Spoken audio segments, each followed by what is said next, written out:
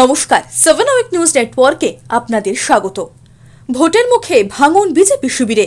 এবার তৃণমূলে যোগদান করলেন কার্শিয়াংয়ের বিজেপি বিধায়ক বিষ্ণুপ্রসাদ শর্মা।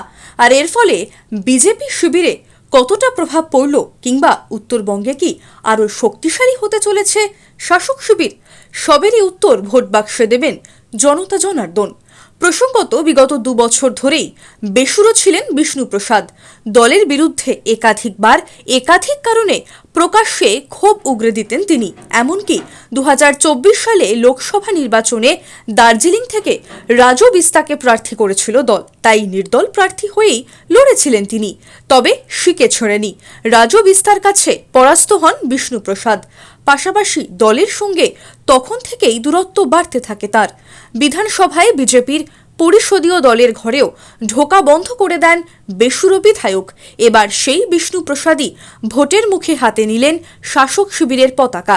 রাজ্যের মন্ত্রী শশী পাঁজা এবং ব্রাত্য বসুর উপস্থিতিতে তৃণমূলে অভিষেক হলো তার। উত্তরবঙ্গ পদ্ম শিবিরের শক্ত ঘাঁটি হিসেবেই পরিচিত।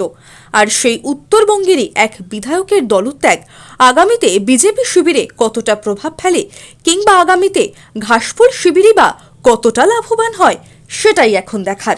Bureau report, 7 week news network. জয় হিন্দ।